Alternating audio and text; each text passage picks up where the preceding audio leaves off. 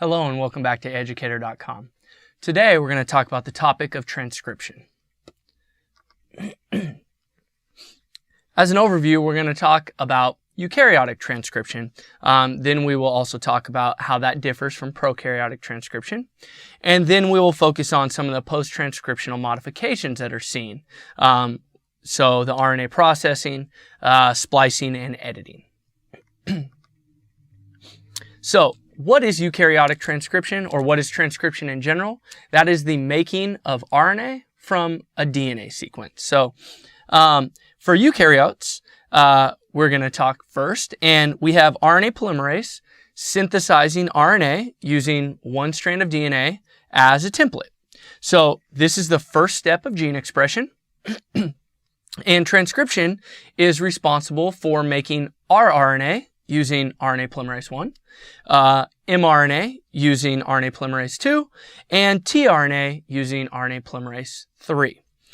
This is a three-step process, and it involves initiation, elongation, and termination. We'll talk about each one of these in depth, but let's first kind of show you what a transcription bubble would look like.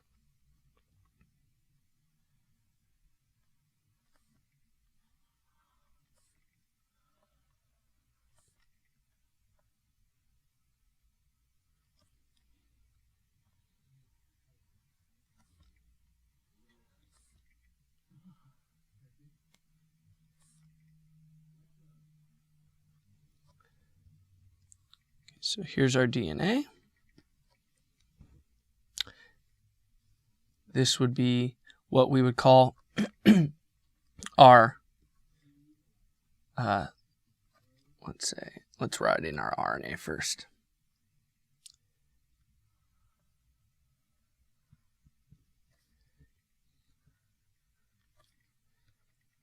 In this case, I'm saying mRNA. Okay.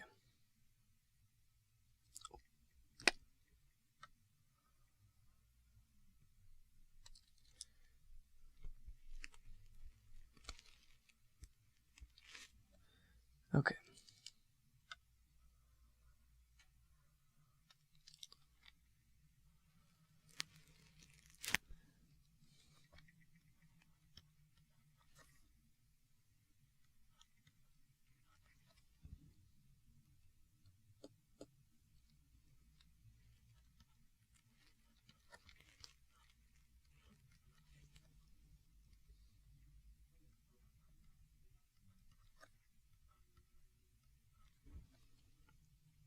Okay, so what we have here is the mRNA, okay, and we will be making the proper hydrogen bonding.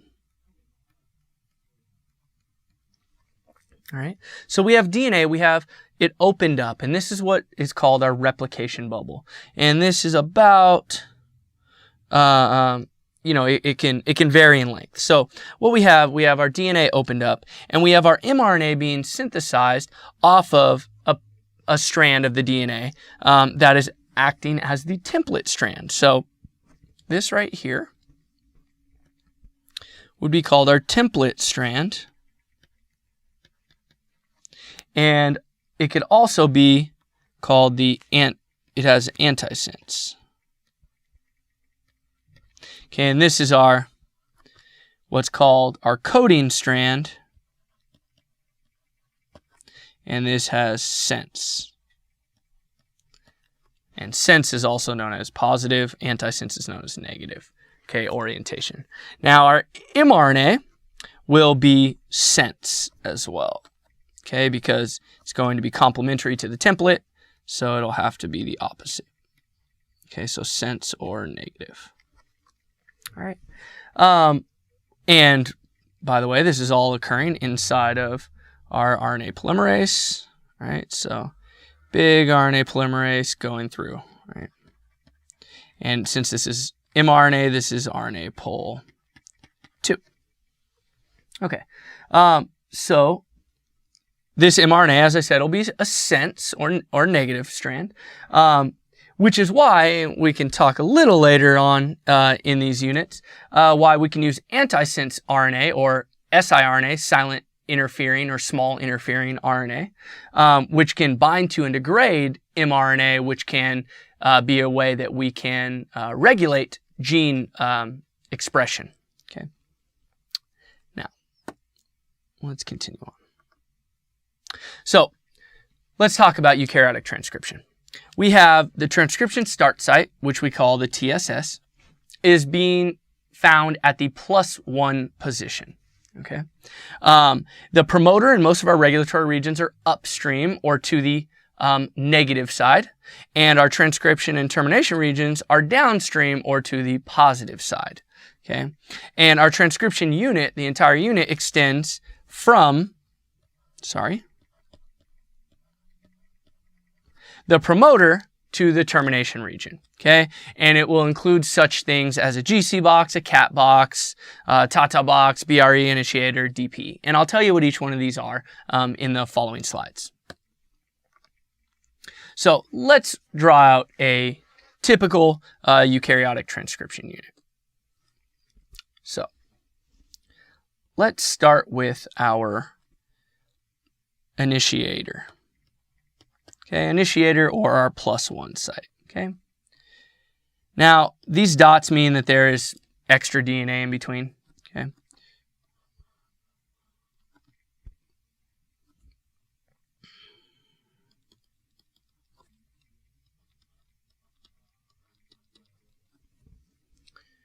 Okay.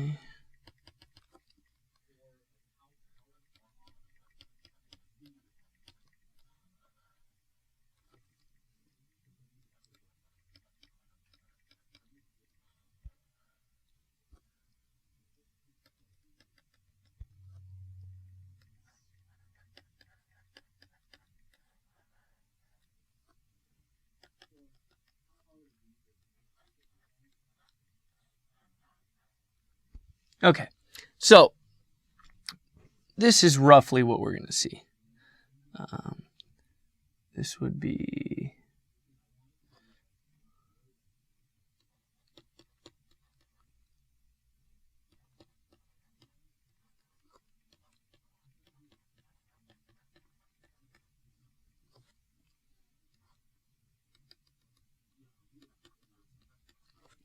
okay, so what do we have here? All right, first off, at about,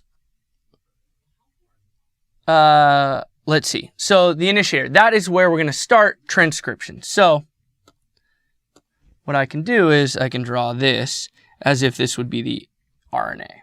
Okay, so this is the pre-mRNA. So it's going to start here, and it's going to go all the way down.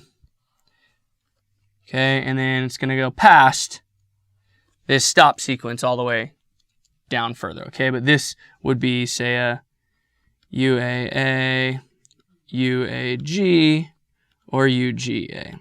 Okay, so this stop codon, right, that's where the translation stops, but not where transcription stops. So we usually transcribe further past the stop codon, but this is as far as I'm going to show you. Okay, and then the start right here, right, this would be your AUG. So, if we think about the protein being produced, protein, right, is going to go like this. From N-terminal to C-terminal, it's only going to be that long, right, between the start and stop codon, right? So this would be translation, right, between here and here.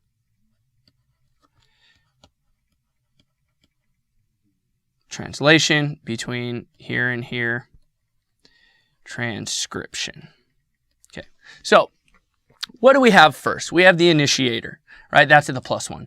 Upstream of the initiator at about -25 bases is the TATA box, all right? And the TATA box has a conserved sequence of TAT, A in humans, right? And this is the site of our TF2D binding, okay, as well as the TATA binding protein, okay. The BRE is where we have TF2B binding. Okay, and it's BRE, it's the B recognition element, right? And this is found directly upstream of the Tata box. Now, at about maybe 80 base pairs upstream, we have what's called the cat box, and this is where we have random transcription factor binding. Okay, and then upstream of that, at about negative 100 base pairs, this is where we find, and by the way, the cat box has around that CAAT sequence. The GC box is roughly GGG, C, GG, okay, sequence. And this is where we find transcription factor binding, but specifically it's protein SP1. Right? This DPE is the downstream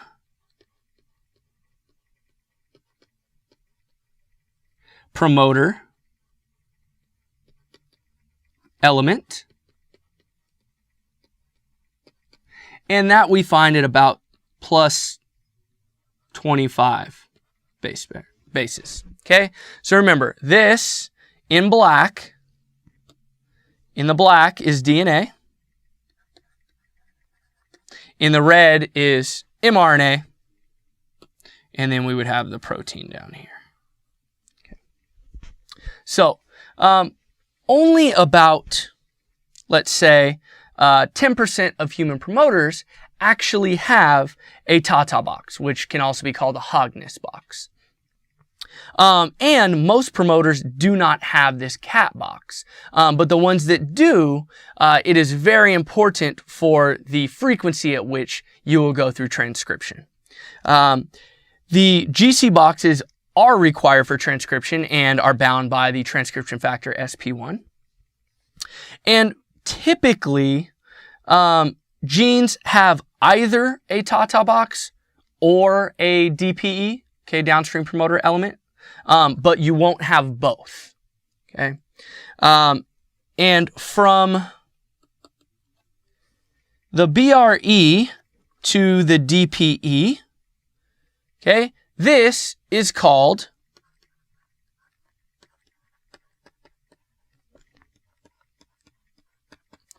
the core promoter. Okay. The GC and cat box are part of the proximal regulatory element, sometimes called the proximal control element. And then we find very far upstream, we can find enhancers. And enhancers are part of the distal regulatory element, or the distal control element. Okay, and how this might work is, let's say we have, if this is DNA, we can have enhancer sequences way upstream. And here, remember, okay, so here's our core promoter, let's say. Okay, so our +1 site around here. And this could be thousands upon thousands of bases away, this enhancer, but proteins, okay, can end up bringing these two much closer together by bending the DNA, so that you can bring these sequences close together so that you can enhance the frequency of transcription. Okay. Now, let's go on with initiation. So how does transcription start? Well, we have RNA pol 2 binding to the Tata box to initiate RNA synthesis. Okay, and that Tata box is located, it's centered around that -25 base pair mark. Okay, so how do we get this to happen? Okay, so first off, we have TATA binding protein, TBP, binding the TATA box. Okay. Then we have what are called TAFs, TATA binding protein associated factors, binding to TBP. So when we have TBP and TAFs bound, we call that transcription factor 2D or TF2D. Okay. Then we get many more TF2s binding. Okay. So A, B, F, E, and H. And the TBP, the TF2s, and RNA pol 2 together form what's called the initiation complex, and it will be bound upstream of the initiation site so that everything can start. So let's look and see what that looks like. So we have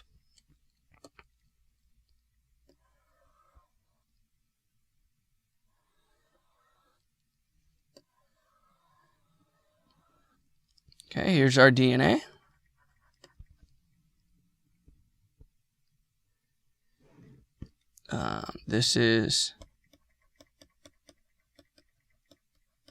Here's our TATA box, so that's about minus 25 base pairs. Let's say this is our initiation spot, so our +1. Okay. And what we have is TATA binding protein, binding here. Okay. TF2D, binding that. Then we have RNA pol 2 coming in.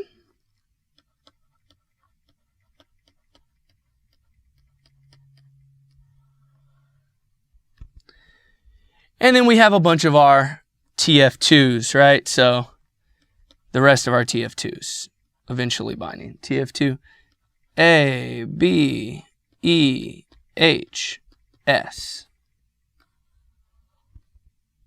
Oh, and F. Okay. And once again, our core promoter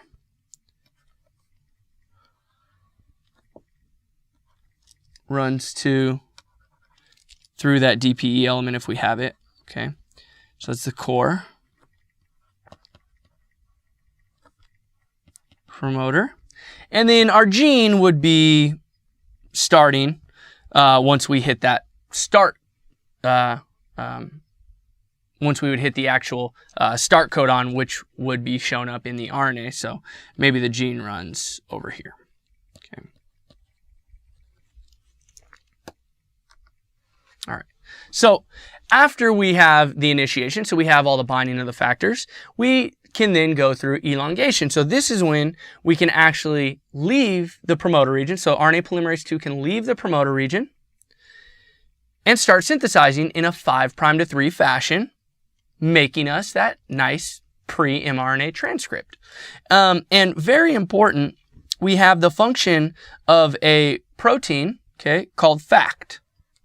Okay, and it's a dimer, meaning there's 2 subunits.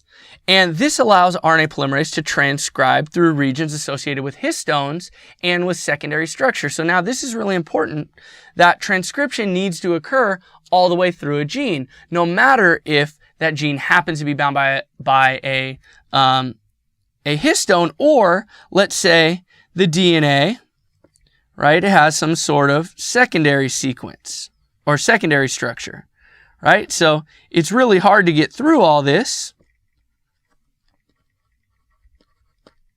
But FACT can basically come in here and roll this out nice and straight. Okay, so that as RNA polymerase is bound, and let's say moving in this direction, it's coming to no places that are going to stop it. Okay. Now, okay.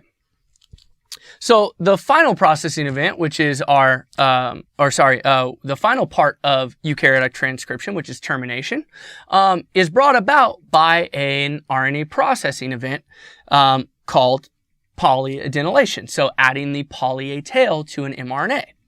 Okay, so poly-A signals, which found in the DNA as the AAU, AAA, which is found near the end of the pre-mRNA transcript, will recruit CPSF and CSTF protein complexes. Now, these will bind to the mRNA and cleave the mRNA, releasing it from RNA polymerase II. Okay? Then, once that's been cleaved, poly-A polymerase, okay, sometimes short form is PAP, then we'll add about 200 A's, right, adenosine nucleotides, to the newly cleaved 3' end. Okay, ultimately, finally making it a mature mRNA. So at this point, it's already gone through what we're going to see later as the capping and, if need be, the splicing of the mRNA. Okay, the final processing event is the polyadenylation, and at that point, the mRNA is mature and can leave the nucleus and go through translation in the cytoplasm. So once the mRNA has been released, we have XRN2 endonuclease digesting any of the excess, let's say, hangover or overhang that is still connected to RNA pol II, which is connected to the DNA still. Okay, so XRN2 continues to digest until it reaches RNA pol II and causes RNA pol II to release or dissociate from the DNA.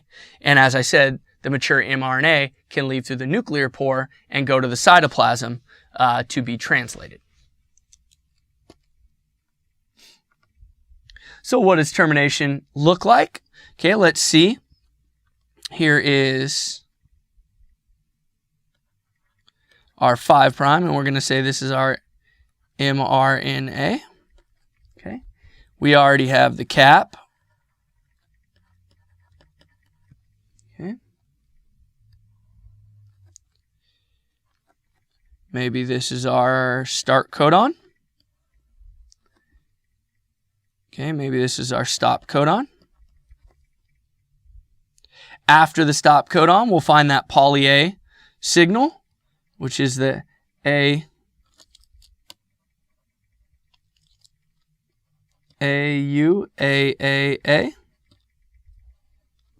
Okay. Then we have a gap of about 10 to 30 bases before we get to a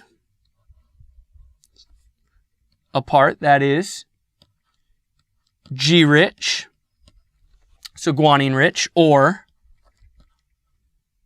G and U rich.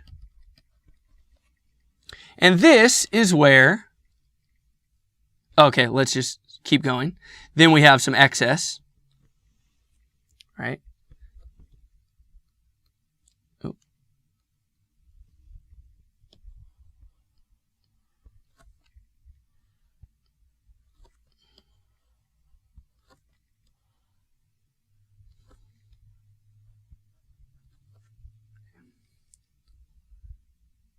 This is DNA. Okay. Now,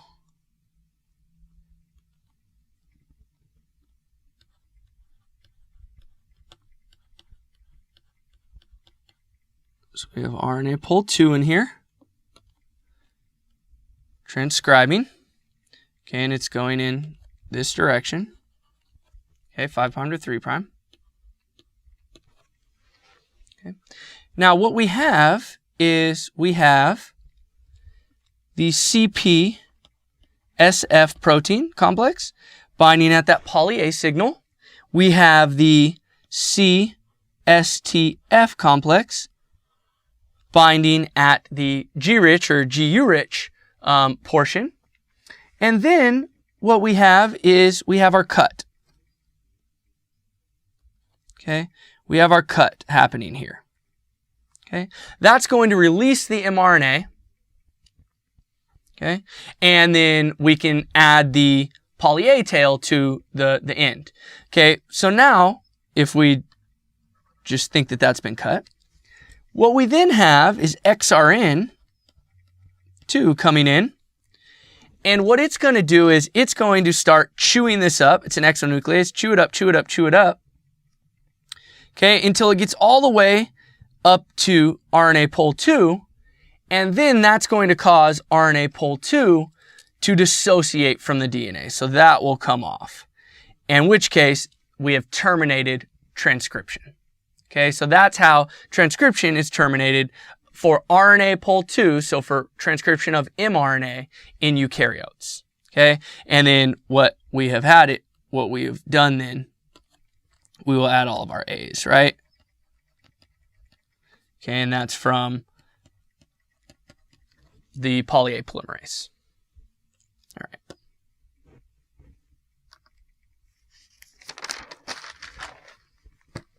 Now, if we want to talk about the other two eukaryotic RNA polymerases involved in transcription, let's do that. Okay, so RNA pol 2 is what we've talked about so far. So that's what synthesizes mRNA. Remember, mRNA is the type of RNA that will go on to make proteins. Okay. RNA pol 1 transcribes a single gene that will encode a long rRNA precursor. Okay, so long ribosomal RNA precursor. Okay. Now, the way that they terminate transcription, they'll go through the same type of initiation and elongation, but this will terminate in a different way. Now, it does that by, it has an actual sequence that causes termination. So the transcription is terminated in response to a specific termination sequence found in the DNA that's being transcribed. Okay, so that is how we terminate transcription. Now, just because we really only looked at the transcription unit of pol 2, I'll just write out pol 1s here. So if we see on the DNA, we have our +1 site, right? So the initiation. And what we have is our core promoter, right? And that runs from about +20 to -45 bases, okay? Then we have a nice gap. Then at about -100 to -150, and remember this is DNA. Okay, so this is called the core promoter. This is the UCE, or upstream control element. Okay, the upstream control element is bound by a protein called UBF. And that's just the upstream binding factor. The core promoter is bound by, okay, TBP, RNA pol 1, of course. Okay, and that's both going to be upstream of the initiation site. And then also we have SL1 protein binding. Okay, and what we're going to do is we'll make a nice, pre-rRNA. Okay, and our rRNA is made in the nucleus specifically. So it's in the nucleus, and it's in a specific region of DNA and protein called the nucleolus. So nucleolus, right? Okay, so that's what the transcription unit of a rRNA gene looks like.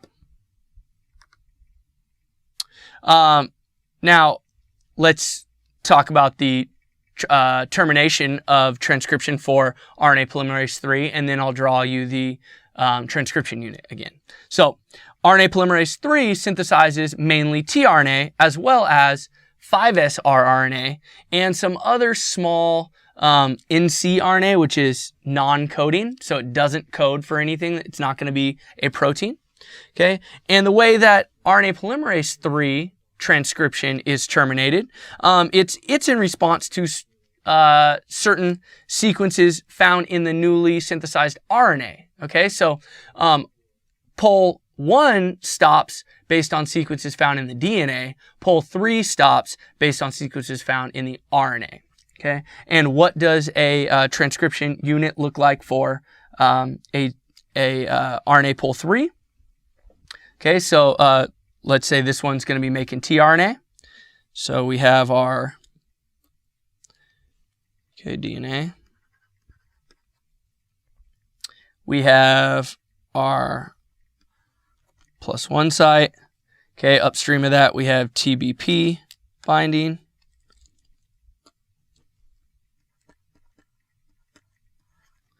Okay, TF2B. Oh, sorry, TF3B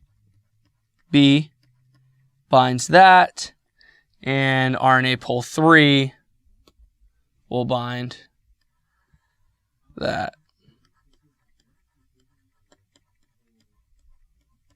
Remember, this all has to happen upstream, so on the negative side of the initiator. That way, transcription can start on time. Okay. Now,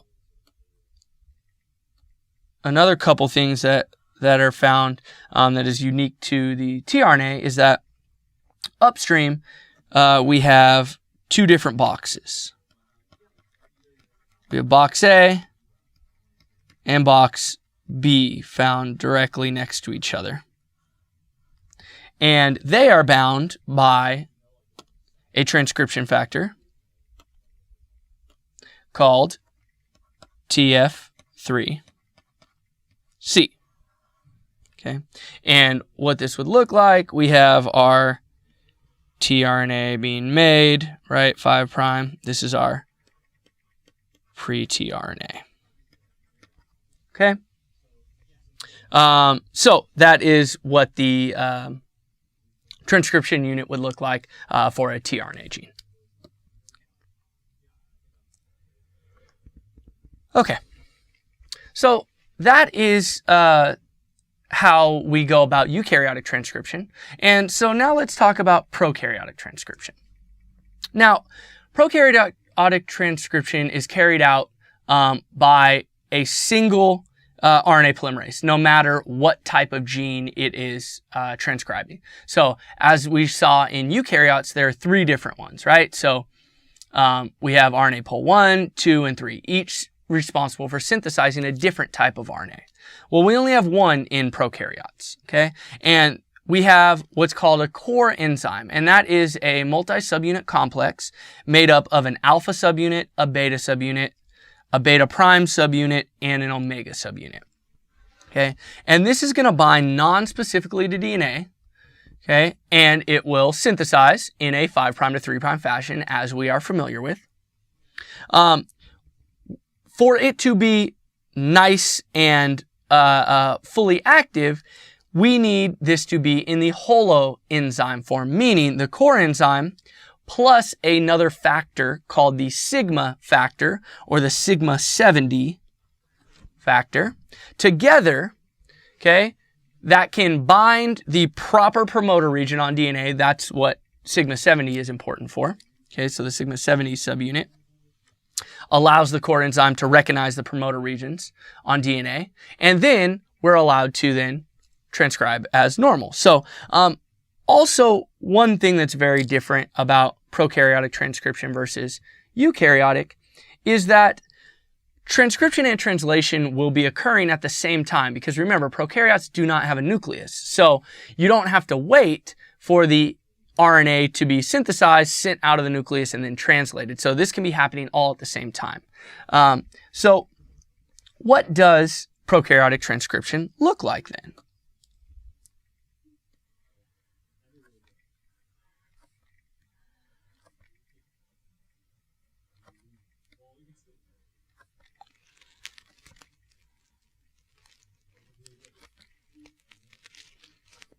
Okay, so this is the DNA.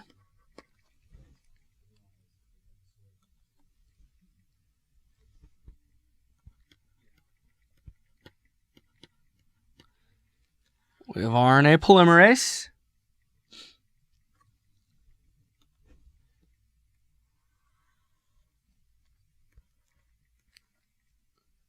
We have the RNA being made.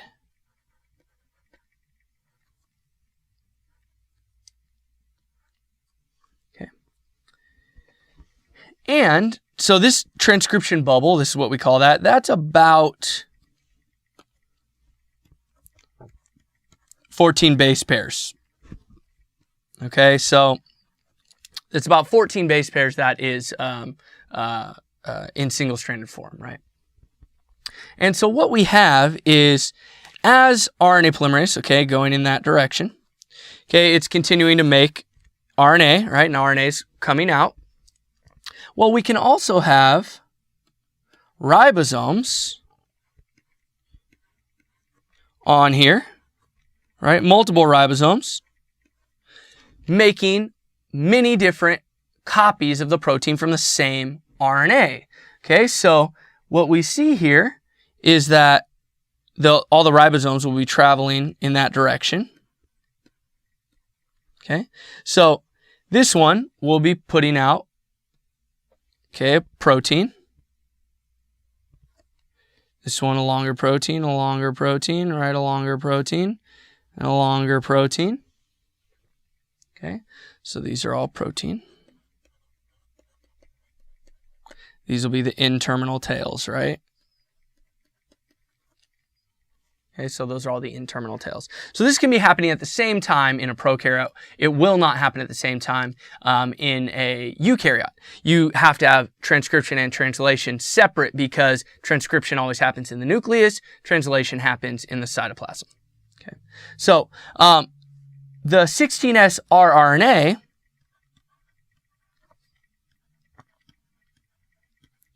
in the 30S subunit, okay, of the ribosome, which we're going to talk about next time during translation, they will hydrogen bond with a sequence called the Shine-Dalgarno sequence, okay, which is A, G, G, A, G, G. Okay, that's the consensus sequence. Not always exactly that, but the closer it is to this, the better binding affinity it has. Okay, so the Shine-Dalgarno is about 8 base pairs upstream, okay, of the start codon. Okay, so let's say the start codon is right here. So your new ribosomes will start binding just at that Shine-Dalgarno in that sequence right there. And as they move past the start codon, then it will start making a little bit of that protein at a time. Okay, so the 30S will bind. And then actually, the 50S will come and join, and we'll talk more about this when we talk next time. And that allows us to have the full 70S ribosome and allow us to start translation. Or, yes, translation. Okay, so initiation of prokaryotic transcription, it happens when we have the RNA polymerase holoenzyme binding the promoter, so the core enzyme plus the sigma 70 factor, and it binds at the -35 base pair sequence, so it's the TTG-ACA, that's roughly the conserved sequence. And then the prokaryotic version of the eukaryotic Tata box is called the Pribno box, and that's found about 10 base pairs upstream and has a very similar sequence, TAT-AAT. Okay, our human Tata box is TAT-AAA. Okay, and this is the site of initial DNA unwinding, so melting the helix, which creates the transcription bubble, allowing the synthesis to occur once we hit that initiation site, or the initiator site. Okay. So for elongation, what needs to happen is that holoenzyme, okay, that the core enzyme needs to be able to leave the transcription start site. So RNA pol continues to unwind the helix locally, expanding the replication bubble. So think of it as sucking in the DNA instead of moving. Okay, and RNA polymerase, remember, it's going to synthesize 5' to 3'. After 10 base pairs are synthesized, and this can take many, many times, and in fact usually does take several trials before they can even get to 10 full base pairs. Once they do, the sigma 70 subunit is released.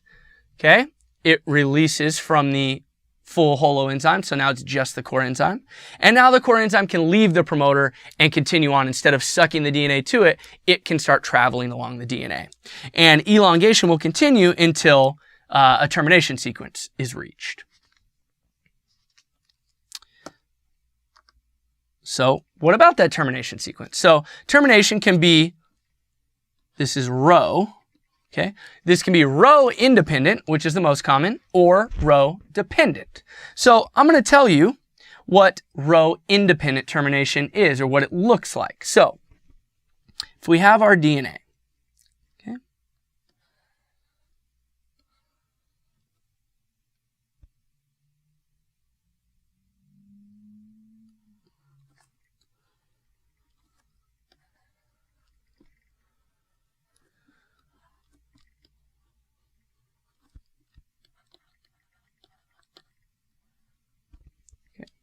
We have our RNA pole in here. Okay, going this way. Okay, we have our RNA coming out.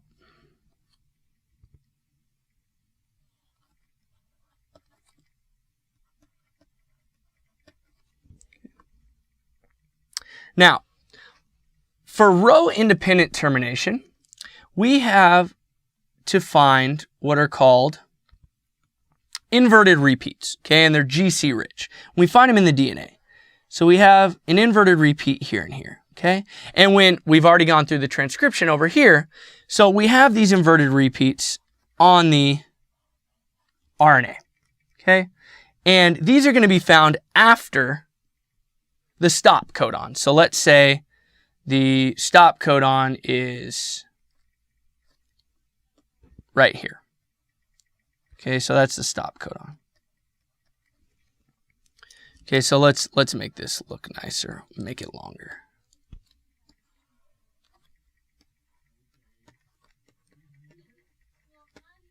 Okay, all right, so we have these inverted repeats that can hydrogen bond to each other because they have the same sequence, right? So what that does, what we have happening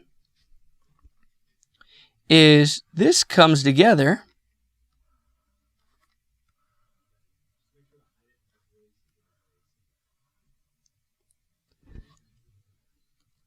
okay, and these are the inverted repeats. Okay, and they're hydrogen bonding together. Once again, this is our 5' of our RNA. Okay, so these inverted repeats will hydrogen bond together, making what kind of looks like a tennis racket. Okay, and this tennis racket has a very GC rich, right? Because these are inverted repeats are GC rich. And this tennis racket formation will cause the RNA still with the RNA pole attached to it to pull completely off of the DNA. And this is what we call row-independent termination. Now, row-dependent termination, it's dependent upon the row protein, and it basically cuts it off of the RNA polymerase. Row-independent is this way. It's kind of the inverted repeat tennis racket handle pulling away. All right. Okay, so we've talked about transcription, and let's compare the nucleotide sequences of the coding strand, the template strand, the nascent strand, so we see what's going on. So let's first start with DNA.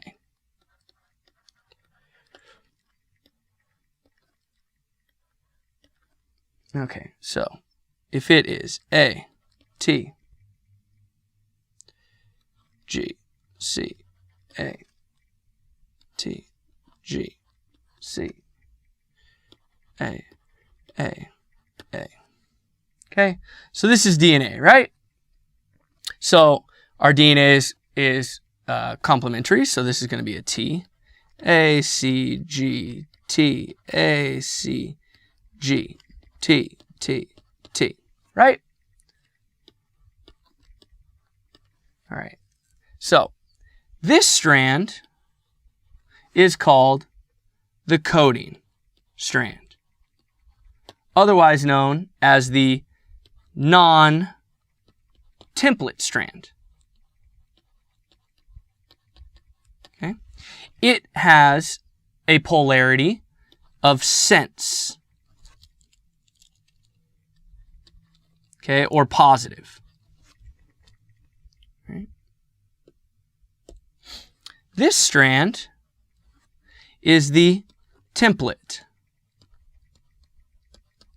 strand, okay, or the non-coding strand. And it has a polarity of antisense, or negative. Okay. Now, our RNA is made from the template strand. So it has to be complementary to the template strand. So what we have would be A, U, G, C, A, U, G, C, and then A. Okay. Now, this is the same polarity as the coding strand. So this is a sense, or positive.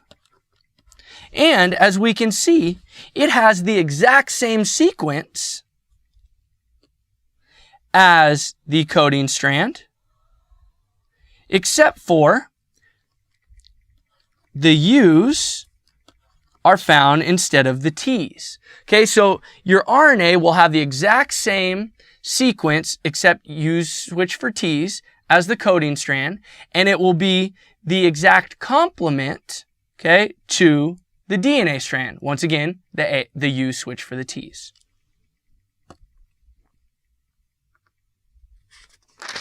All right, so we've talked about transcription. Now let's talk about what happens after transcription, right? What happens to that RNA? So these are what are called post-transcriptional modifications. So you can post-transcriptionally modify your rRNA, your tRNA, and your mRNA. And you're going to do that in each of 3 different ways. So all of these share one thing in common, that they're all made by processing. The mature ones are all made by processing and modifying long precursor molecules. So we have the first one, ribosomal RNA, or rRNA. It is made by processing precursor molecules called pre-rRNAs. I missed an R there, I guess. Pre-rRNAs. Okay? So in prokaryotes, the 5S, the 16S, and the 23S rRNAs are all made from a single pre-rRNA molecule. Okay, so it should always say pre-rRNA on this slide. Okay, in eukaryotes, the 5.8S, the 18S, and the 28S rRNA are all made from a single pre-RNA molecule, pre-rRNA molecule. Okay. Now, the 5S rRNA in eukaryotes is made from a different rRNA molecule. But in general, what we see, we have 3 different rRNAs being made from a single precursor molecule that eventually gets chopped up to make your 3 separate rRNAs. For the tRNA, we once again make it by processing a longer precursor molecule. What we have to do to the tRNA, once again, is different than the rRNA or the mRNA. So what we need to do is we will remove sequences at both the 5' and 3' end. Sometimes we have an intron present in the anticodon loop. If we do have that, we need to remove that. Very importantly, we have a CCA sequence, okay, cytosine, cytosine, adenosine, that is added to the 3' tail, and we'll talk about why that is so important next time in translation. But briefly, the CCA part is where the amino acid is attached to the tRNA so that it can be brought into the ribosome and added at the proper when the proper codon is seen from the mRNA. Okay. And then also we have a bunch of bases, specific bases that are modified through very specific positions in the tRNA. And so examples of that could be methylation of bases or pseudouracilation of bases. And it's all happening at specific spots on specific bases. Finally, for processing mRNA, they get made once again from a long precursor molecule. This once again is a pre-mRNA. So there's 3 main things that happens to an mRNA. First, you cap it. Second, you splice it. Third, you add a poly-A tail, right? So first things first, you add the 7-methylguanosine triphosphate or 7-GMTP cap to the 5' end, and this helps, this is nuclease resistant, so the mRNA can't be eaten up by nucleases before it is turned into a protein. You also have the addition of the poly-A tail, so you add about 200 adenosines to the 3' end via the enzyme polyadenylate polymerase, right, or poly-A polymerase. We've already talked about it being called PAP. And also we go through splicing. So we remove introns and rejoin the exons to have a contiguous sequence. Now it's important that we see that histone transcripts contain 0, okay, introns. But most eukaryotic genes do contain introns, and it could be, from 1 to upwards of 50, okay, but most do contain introns. Okay, so let's talk about each one of these processes of mRNA editing, okay, so, or processing, okay. So capping. Capping occurs as soon as that newly synthesized pre-mRNA starts to come out of RNA pol 2, okay. And it is the first event, and it involves the addition of this 7-GMTP cap added to the 5' end of that mRNA. Now, this is really unusual that it is added in a 5' to 5' linkage. Now, this is highly nuclease resistant, so you can't even cleave that cap off very well. All right, so it's happening right here. So here's the mRNA, here is the cap. Okay. Now, splicing will be occurring next, and that's removing introns, rejoining exons, and that is necessary for most eukaryotic mRNA to proceed all the way through to translation. If you do not go through splicing, you likely will not get a fully functional protein. Now, splicing is catalyzed by the spliceosome, and we're going to talk about that in the next few slides. So what the spliceosome is, it is an association or an aggregation of small nuclear RNAs and proteins, okay? And they associate to form what are called small nuclear ribonucleoproteins, or SNRPs. Now, let's talk about how splicing occurs. So, first, we have our SNRPs associating, okay? And that facilitates being able to splice out introns. So, how's it start? Now, I'm going to tell you all this in words first, and then we're going to go over the picture, all right? So, SNRPs bind to the 5' splice donor site. When I say donor site, that means where the splicing is going to occur, okay? So, binds to the 5' splice donor site and the 3' splice acceptor site. So, that means if we have a long piece of RNA, we have exon 1, we have intron 1, then we have exon 2, okay? We will have splice sites right here, right?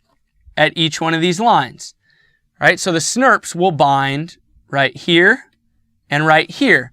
And they will bring them together kind of like this. Okay, so this is the intron. This is exon 2, this is exon 1. Okay, and SNRPs are all bound right here. Okay, so it brings those close together.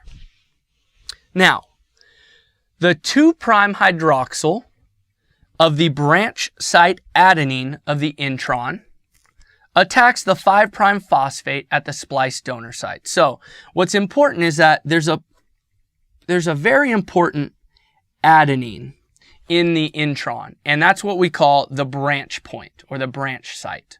Okay, so the 2' hydroxyl of that adenine will attack the 5', okay, at the splice donor site. Okay, so it'll attack over here.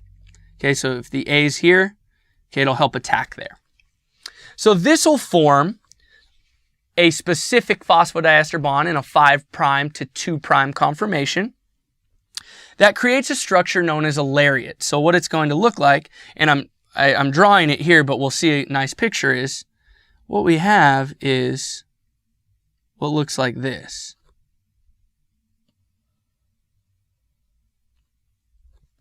Okay, with this being exon 1, this being exon 2, and this being the intron. Okay, so in this is what we call the lariat. Okay.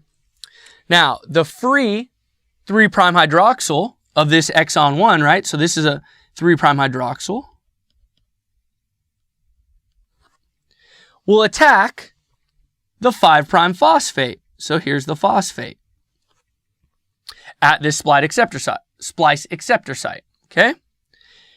Which allows the lariat to basically be cut and released, okay? So now,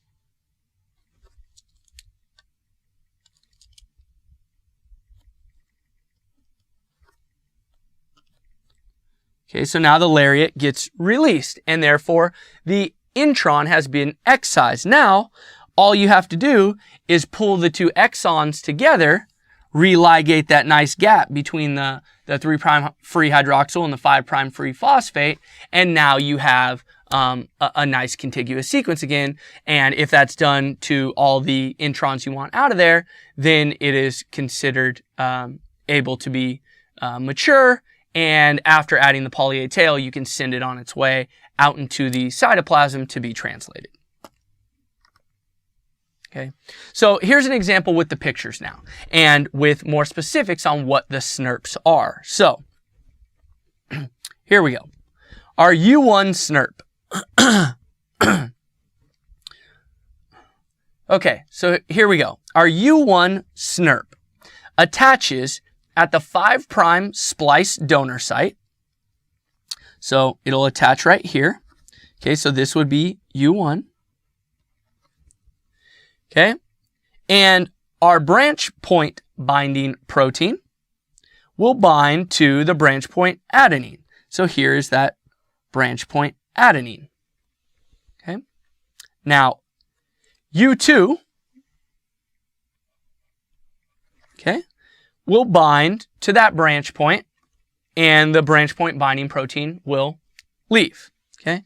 An important thing to point out right here is that for U1 to bind, it needs the SR protein. And SR proteins are very important because they can be, their regulation, okay, whether up or down, they can be upregulated often in cancerous cells. Okay. So now that U1 and U2 are bound, we have U4, U5, and U6 attaching as a complex and basically, okay, going like this, bringing the exons closer together and looping out that intron. Okay, so this is happening here. Okay, U1 releases, then U4 comes off. Okay, and we have the formation of the lariat, which is down here. Okay, we have the 3' hydroxyl, right, of this free exon 1, okay, which will be over here. It'll be free. Attacks this 5' splice site over here, okay, which would be there. And it cuts that lariat off. Okay, cuts that off. And what we have is the lariat and the SNRPs can release. Okay, so the intron is being removed. Now the exons, all they need to do is have them be religated together. So from there, we have the intron being released and the exons being ready to be ligated together. Well, what's important is that I've only shown you 2 different exons separated by a single intron, but we can have this phenomenon called alternative splicing occur. Okay, and alternative splicing is a regulatory gene expression process that can make many different types of mRNA, which can lead to different types of protein from a single pre-mRNA transcript. Okay, so for example, here's your DNA. In this gene, you have 5 different exons. So when you transcribe, right, this is transcription.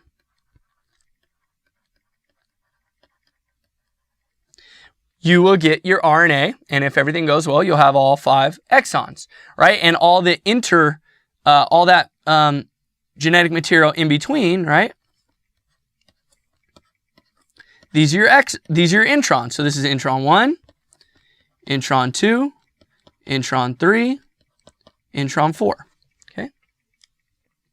Now, you can alternatively splice this to make multiple different mRNAs. So for this mRNA, all we did was splice out all 4 introns and smush all 5 exons together. Okay, in this one, we spliced out the 3 introns, right? But we didn't include exon 5.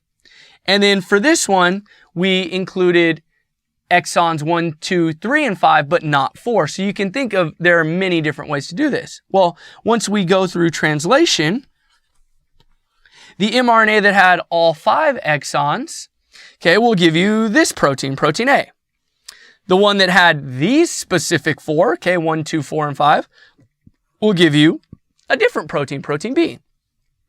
And then this one that had exons 1, 2, 3, and 5 will give you yet another protein, protein C. So you can see you can make many different proteins from a single gene due to alternative splicing. That's why the whole one gene, one protein hypothesis had to be thrown out the window. That was given by Beadle and Tatum in 1941 because of such things seen through alternative splicing. We can make, for example, here 3 different proteins from the same gene.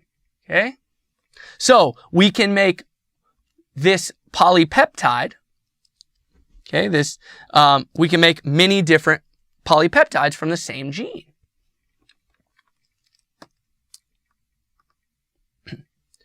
All right, so let's talk about alternative splicing. I'll give you an example of it. So we have the SV40 large T and small t antigens. SV40 is a simian virus 40, okay, and it can affect humans as well. So let's draw this out. So we have pre-mRNA.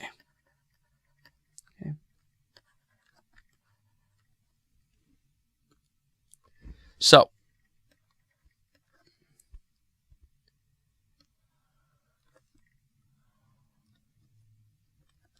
we have exon 1,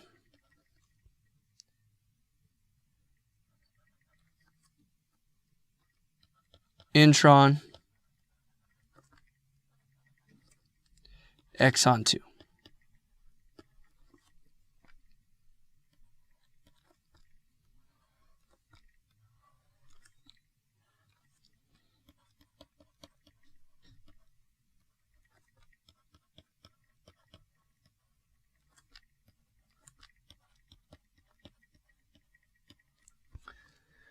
Okay, so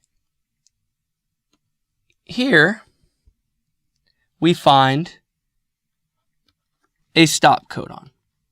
Okay.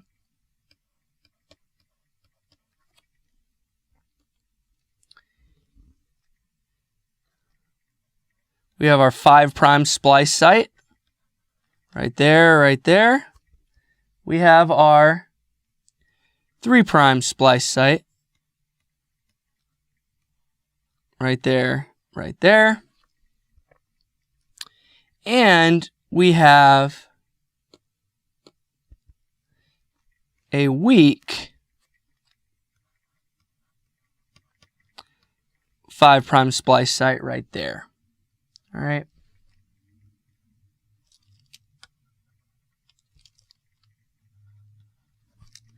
Okay. With the normal stop codon, right, being here.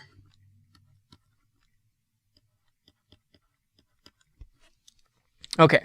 So when the mRNA, the mature mRNA is made,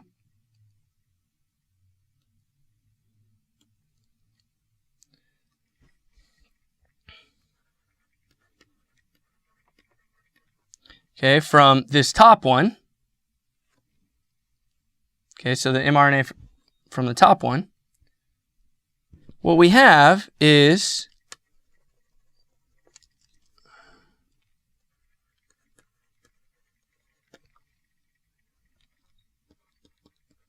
exon 1. Oh.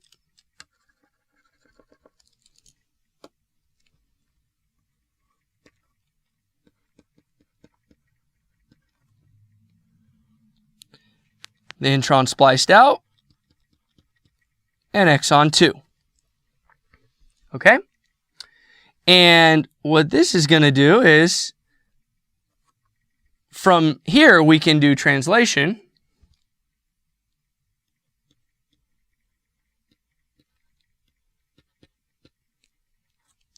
Right? And we can get a protein. Okay, and it will be this length. Okay.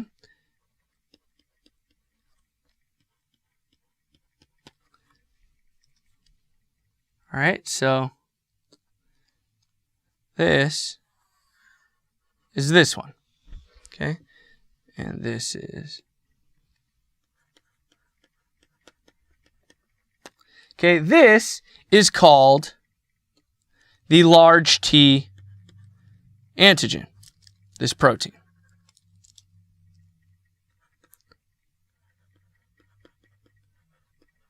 Okay. Now, if we talk about this one,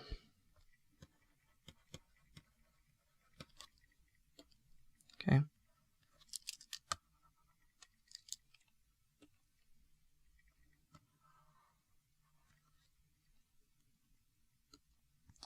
What we see is we have exon 1, perfectly fine.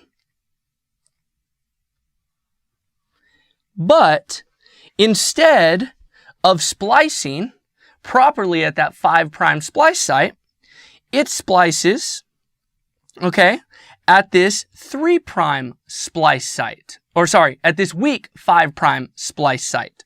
Okay, so what we end up seeing is we have that exon. We also have a little bit of that, it goes to that R. INTR. Okay, and then exon 2. Well, remember, we have a stop codon in this intron. Okay? Well, this stop codon we don't see in this first mRNA because we've spliced it out. So what we see here, when the protein is made, okay, we have our NH2, all right? And it only goes to here. And this is our small t antigen. It is a truncated protein that doesn't include any of exon 2. So this is not necessarily a way of alternative splicing, but this is a way that it is technically alternative splicing because you have a different protein from the same gene. Okay, although this wasn't necessarily how I showed before with multiple exons and you rearranging that. Okay. Another example of alternative splicing, more so of what I talked about before, is that we have this protein called CD44. And these proteins are found on the outer cell membrane of mammalian cells. Now, they have 20 different exons with more than 30 different splice variants, which can lead to about 20 different functional proteins, right? And we have specific isoforms of CD44 being found primarily on some cancer cells. So we can see that some type of alternative splicing can affect if you maybe get a disease or not. And actually, what we see is that about 10 to 15% of human disease is actually caused by defects in alternative splicing events. And more than 65% of all eukaryotic genes undergo alternative splicing. So we have, of 65% of all the genes that we are making, they have a chance to have an alternative splicing defect, and that can lead to disease. And as I mentioned before, those SR proteins, those are essential for splicing, and they're found in higher quantities in cancer cells than in normal cells. So there's more alternative splicing that can be done in cancer cells to maybe get them the certain splice variants, such as these, right, that they really need. Now, just the last couple things I want to tell you in terms of RNA processing, let's look at RNA editing. Okay, so there's 3 different ways that you can edit in RNA. The first one, and I'm going to give you an example of this on the next slide, is by using guide RNAs or gRNAs. And these guide RNAs insert 2 uracil nucleotides into the mRNA, and the whole reason it does that is to do a frame shift. Okay, shifts the reading frame. What is required for gRNAs? We need an endonuclease, a 3' TUDase, or terminal uridyl transferase. We need UTP, and we need an RNA ligase. Okay. The other way of editing RNA that we're going to talk about can happen in 2 different ways. Okay, so deamination is the way of editing it, and the first way of looking at it is the more common way, which is site-specific deamination. So that's where we would deaminate. Okay, so we would take off that NH2, right, from the cytosine in a CAA stretch to make it a UAA. Well, that UAA is now a stop codon. Okay, so the stop codon will truncate the protein. All right, so this deamination occurs via a cytidine deaminase. And actually, you can do this, or we have proteins in our body called AID. They're a type of cytidine deaminase that can truncate proteins, and this is actually our own body's way of fighting against the HIV virus. So they specifically look for or protect us against the HIV virus trying to make their own their new transcripts. Okay. And a rarer type of deamination is enzymatic deamination. So an example of that is turning an adenosine into inosine via adenosine deaminase. And instead of A pairing with T, I would pair with C, right? Or instead of A pairing with U, I would pair with C, and that will affect the proper tRNA that would bind to the codon in the mRNA. So you would get possibly a different amino acid input into the growing polypeptide instead of the proper one without this deamination occurring. So let me give you this example of the guide RNA. So if this is what the mRNA, okay, looks like, and the sequence is G, A, G, U, A, U, A, C, C, U. The guide RNA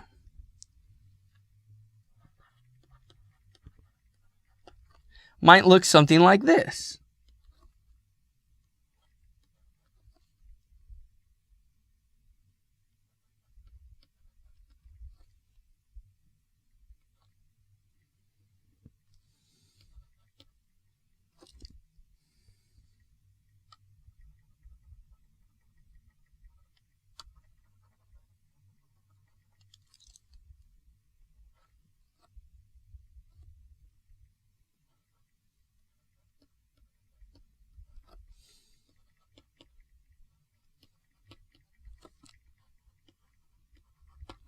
Okay, where this right here, these A's are looped out.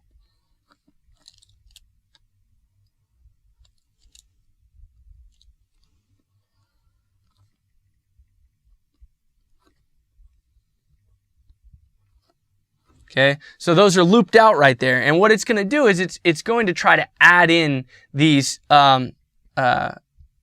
A's to make it relevant on the mRNA. So what we have is those A's being looped out. We have an endonuclease coming in here.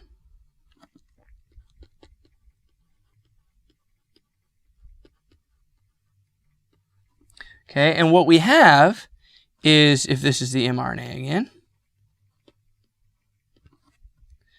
we have the GA blank blank GU AU ACCU, right? And then we have the gRNA.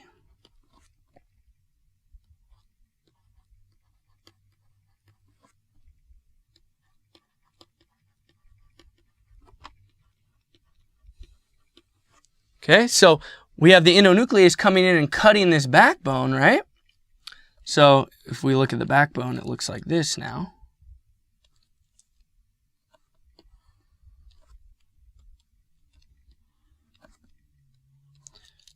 Right?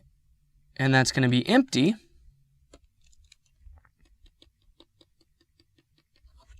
Okay. Now the next step would be we have tutase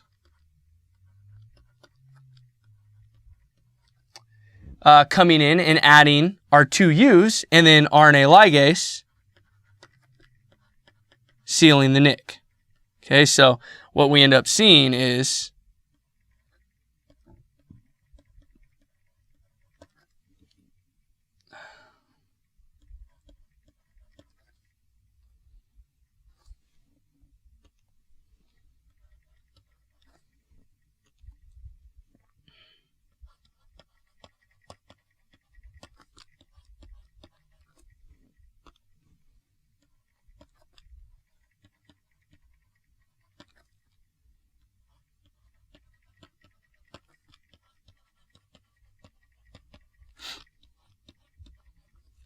okay, and so what happens here is that we've lengthened this, and now we have possibly affected the reading frame. Okay, so we have three possible different reading frames. If we look at our mRNA, we can say this.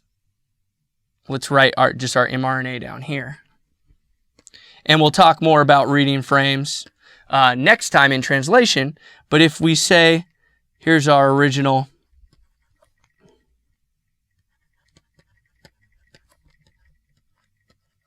okay, if this was our original reading frame, we call that ORF1. Okay, we have another reading frame that could be ORF2. And then we have a third reading frame that could be ORF3. And this can affect when you will see a particular start, stop, and any other codon in between. So if you move the reading frame in other than bases of multiples of 3, you will affect the reading frame going from maybe ORF1 to ORF2 or ORF1 to ORF3. And this can affect the total length and composition of your protein. So guide RNAs can definitely edit mRNAs, which will edit the final protein product. So that's the end of today's lecture on transcription. I hope you join me next time for our unit on translation. And thank you once again for joining us on educator.com, and I hope to see you again soon.